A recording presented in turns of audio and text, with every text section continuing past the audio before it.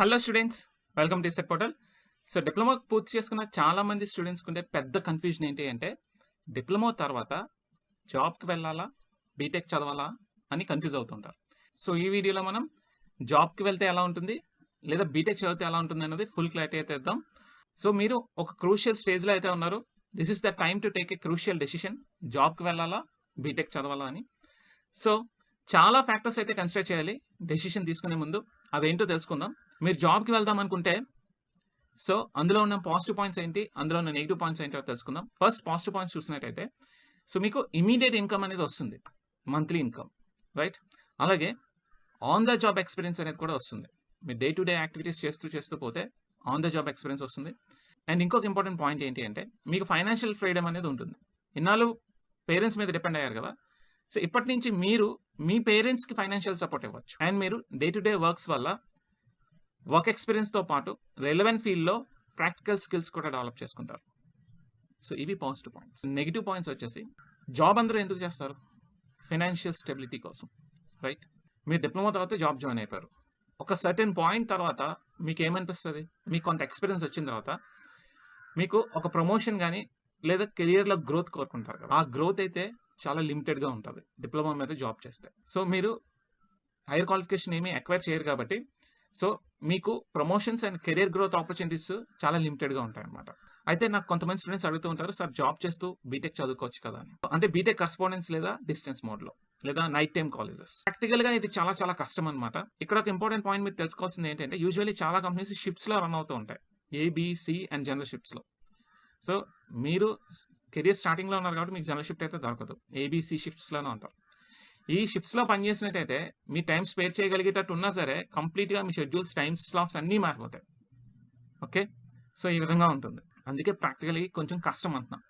And ఇంకొక important point ఏంటి అంటే మీరు జాబ్ చేస్తూ బీటెక్ కరెస్పాండెన్స్ కానీ డిస్టెన్స్ మోడ్లో కానీ పార్ట్ టైం కానీ ఇంకా అదర్ మోడ్స్లో బీటెక్ చేసే అవకాశాలు అయితే ప్రెసెంట్ లేవు. సో దీని గురించి మనం మరొక వీడియోలో డీటెయిల్గా డిస్కస్ చేద్దాం. సో జాబ్ చేసే వాళ్ళకి బీటెక్ చేయడానికి ఎలాంటి అవకాశాలు ఉన్నాయన్న దాని మీద కంప్లీట్గా ఇన్ఫర్మేషన్ ఇస్తాను. సో ఇది జాబ్ చేద్దాం అనుకున్న వాళ్ళకి positives and negative points. So ఇప్పుడు మనం బీటెక్ చదవాలనుకుంటే పాజిటివ్ పాయింట్స్ ఏంటి, నెగిటివ్ పాయింట్స్ ఏంటి అనేది తెలుసుకుందాం. మనకి ప్రొఫెషనల్ డిగ్రీ అనేది వస్తుంది బీటెక్ చేస్తే, ఓకే. అండ్ మీకు కెరియర్ గ్రోత్ అండ్ అలాగే ప్రమోషన్స్లో ఈ ప్రొఫెషనల్ డిగ్రీ అనేది చాలా చాలా యూజ్ అవుతుంది. అండ్ ప్రొఫెషనల్ స్కిల్స్ నేర్చుకుంటారు ఈ బీటెక్ గ్రాడ్యుయేట్ ప్రోగ్రామ్లో. అయితే ఈ బీటెక్ తర్వాత మీరు జాబ్ జాయిన్ అవుతారు కదా, ఎక్స్పీరియన్స్ పెరిగే కొద్దీ ఎర్నింగ్ పొటెన్షియల్ అనేది బాగా ఇంప్రూవ్ అవుతుంది. లాంగ్ రన్లో ఎర్నింగ్ పొటెన్షియల్ చాలా బాగుంటుంది. అలాగే ప్రొఫెషనల్ డిగ్రీ మీద జాబ్ చేస్తుంటే మీకు మేనేజరల్ స్కిల్స్, కాన్సెప్చువల్ స్కిల్స్ ఇవన్నీ కూడా నేర్చుకుంటారు. And exciting career growth opportunities కూడా ఉంటాయి. సో నెగిటివ్ పాయింట్స్ విషయానికి వచ్చేసరికి మీకు ఫీ రీఇంబర్స్మెంట్ ఉన్నా సరే ఫైనాన్షియల్ ఇన్వెస్ట్మెంట్ అనేది అవుతుంది. మీకు సెమిస్టర్ ఫీ అని అండ్ బీటెక్ సెమిస్టర్ టెక్స్ట్ బుక్స్కి అలాగే మీకు స్కిల్ సెట్స్ పెంచుకోవడానికి మీరు ఏమైనా ప్రొఫెషనల్ కోర్సెస్ నేర్చుకుంటే సో ఆ కోర్సెస్ నేర్చుకోవడానికి మీరు కొంత ఇన్వెస్ట్మెంట్ చేయాల్సి ఉంటుంది. మీరు ఈ బీటెక్ డిగ్రీ ఇన్ టైంలో రావాలి అంటే మీరు టైం కమిట్మెంట్ అనేది ఇవ్వాలి. ఎవరైతే ఈ టైం కమిట్మెంట్ ఇస్తారో ఈ ప్రొఫెషనల్ డిగ్రీని సక్సెస్ఫుల్గా తెచ్చుకోగలరు. సో ఇవి పాజిటివ్స్ అండ్ నెగిటివ్స్ అనమాట జాబ్కి వెళ్ళే వాళ్ళకి అలాగే బీటెక్ చదువుదాం అనుకుంటున్న వాళ్ళకి.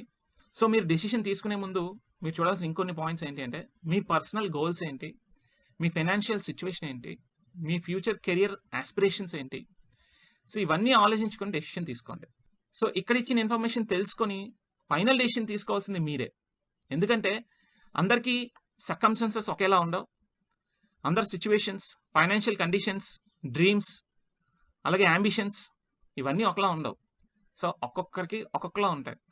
సో మీకు ఏది సూటబుల్ అవుతుందో మీ డెసిషన్ అనేది ఫైనల్గా మీరు తీసుకోండి, రైట్. సో నేను ఈ వీడియోలో ఏ పార్ట్ చూస్ చేసుకుంటే ఎలా ఉంటుందో అన్న మాత్రమే చెప్తాను. బట్ స్టిల్ కొంతమంది స్టూడెంట్స్ ఏమంటారంటే సార్ మీ ఒపీనియన్ చెప్పండి అని అడుగుతారు. సార్ నా ఒపీనియన్ చెప్పమంటే నేను క్లియర్ కట్గా ఒకటే చెప్తాను. సో ఈ రోజు ఈ సిచ్యువేషన్లో మీరు బీటెక్ చదవడమే బెస్ట్ అని నేను అంటాను. ఇది కేవలం నా ఒపీనియన్ మాత్రమే. ఎందుకంటే నేను ఒక చిన్న ఎగ్జాంపుల్ చెప్తాను. అది నా ఎగ్జాంపులే. నేను కూడా డిప్లొమా కంప్లీట్ చేసిన తర్వాత క్యాంపస్ ప్లేస్మెంట్లో జాబ్కి వెళ్ళిపోయా. నేను 2 years ఎంఎన్సీ కంపెనీలో హార్డ్ వర్క్ చేసిన తర్వాత నాకు అర్థమైంది ఏంటి అంటే ప్రమోషన్ వైజ్గా అలాగే కెరియర్ గ్రోత్ వైజ్గా అక్కడ ఏ అవకాశం లేదని నాకు అర్థం చేసుకున్నాను. ఎప్పుడైతే ఆ పాయింట్ హైలైట్ అయిందో ఇమీడియట్గా నేను బ్యాక్ వచ్చేసి ఈసెట్ రాసి మళ్ళీ రెగ్యులర్ బీటెక్ అనేది చదివాను. సో ఆ రోజుల్లో ఒక 14-15 years బ్యాక్ నేను డిప్లొమా చదువుతున్న రోజుల్లో బీటెక్ డిస్టెన్స్ మోడ్లో కరెస్పాండెన్స్, నైట్ టైం లేదా ఏఎంఐ అని ఇలా చాలా ఆపర్చునిటీస్ ఉండేవి జాబ్ చేస్తూ బీటెక్ చదవడానికి. బట్ ఇప్పుడున్న సర్కమ్స్టాన్సెస్లో మీరు జాబ్ చేస్తున్న వాళ్ళకి కరస్పాండెన్స్ కానీ, పార్ట్ టైం కానీ, ప్రైవేట్ బీటెక్ కానీ చేయడానికి ఎటువంటి అవకాశం అయితే లేదు. నేను మీకు ఇచ్చే సజెషన్ ఏంటి అంటే, సో ఈ పాయింట్స్ అన్ని చూసుకున్న తర్వాత ఈ రోజు ఈ సిచ్యువేషన్లో మీరు బీటెక్ చేయడమే బెస్ట్ అని చెప్తాను. ఇది కేవలం నా ఒపీనియన్ మాత్రమే. చెప్పాను కదా, మీ పరిస్థితులు బట్టి, మీ సర్కమ్స్టాన్సెస్ బట్టి, మీ డ్రీమ్స్ బట్టి, మీ అంబిషన్స్ బట్టి, మీ కండిషన్స్ బట్టి ఒపీనియన్స్ మారిపోతూ ఉంటాయి. సో కేవలం ఇది నా ఒపీనియన్. ఉన్న సర్కమ్స్టాన్సెస్ బట్టి నా ఒపీనియన్ మీకు చెప్తున్నాను.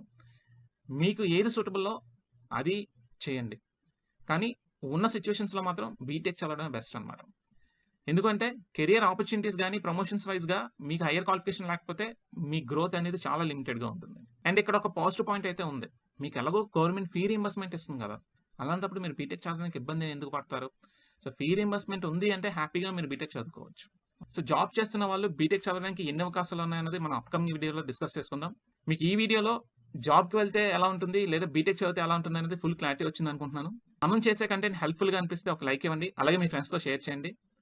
మన ఛానల్ ఇంకా ఎవరైనా సబ్స్క్రైబ్ చేసుకోకపోతే please subscribe to our channel. మరొక ఇన్ఫర్మేటివ్ వీడియోతో మళ్ళీ కలుద్దాం. అంతవరకు stay tuned to EcetPortal. Thank you.